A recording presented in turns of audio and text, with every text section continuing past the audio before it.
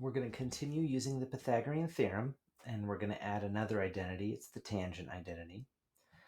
The reason that tangent of theta is equal to sine over cosine is because we know that tangent of theta is equal to opposite over adjacent. Now, if we're looking at our angle, our opposite side is y and our adjacent side is x. We talked about last time that our y value is sine and our x value is cosine. So that's how tangent is equal to sine over cosine.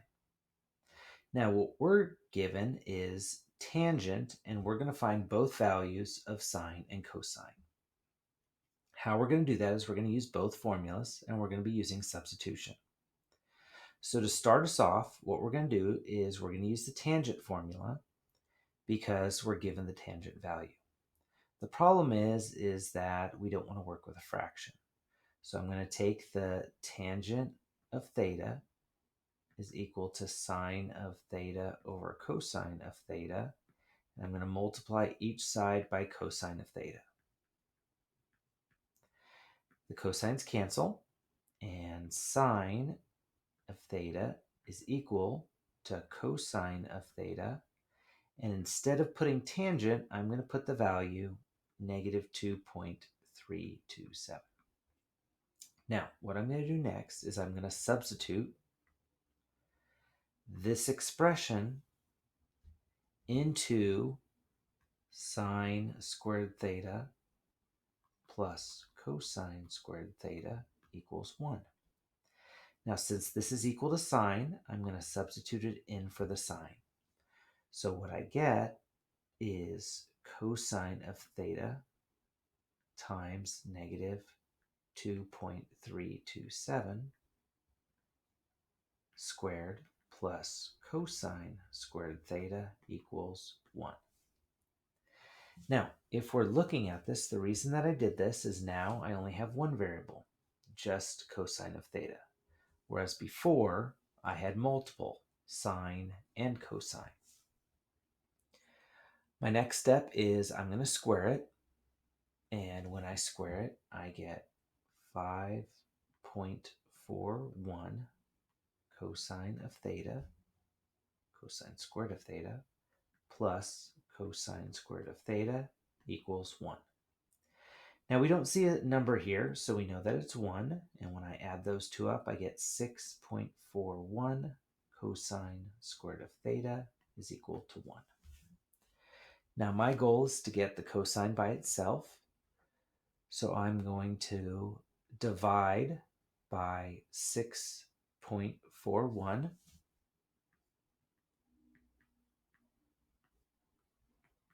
I'm going to do 2 steps in one, and then after I divide it, I'm going to take the square root in order to get rid of the square. So I get cosine of theta. When I do 1 divided by 6.41 and then take the square root, that gives me 0.395.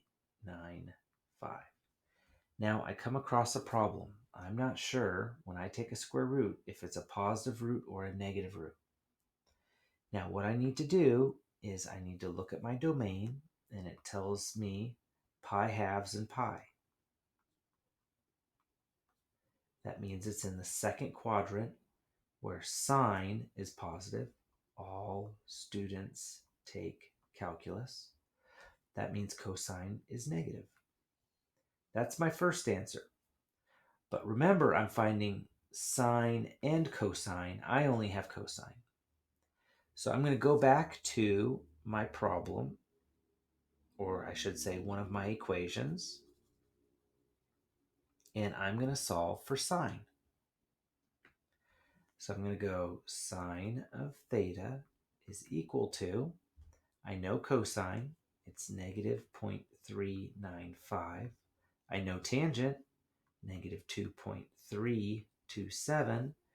And when I multiply them, I get the answer 0.919.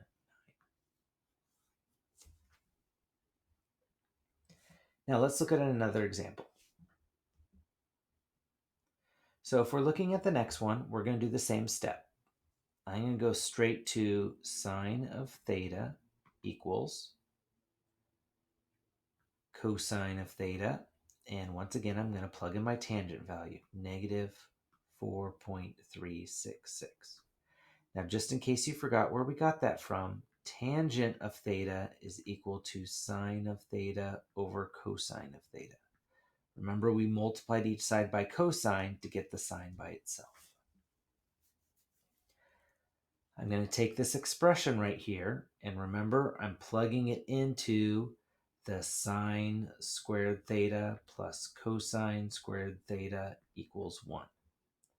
So since that goes in for sine, what I have is cosine of theta times negative 4.366 all squared plus cosine squared theta equals 1. I'm going to square it. And when I square it, what I get is 19.06 cosine squared theta plus cosine squared theta equals 1. Remember, this is 1, so it's 20.06 cosine squared theta equals 1. Remember, I'm going to do 2 steps in 1. I'm going to divide by the 20.06, and then I'm going to take the square root. And when I do that, I get cosine of theta is equal to, remember there's a plus or a minus, which we'll get to in a second, and I get 0.223.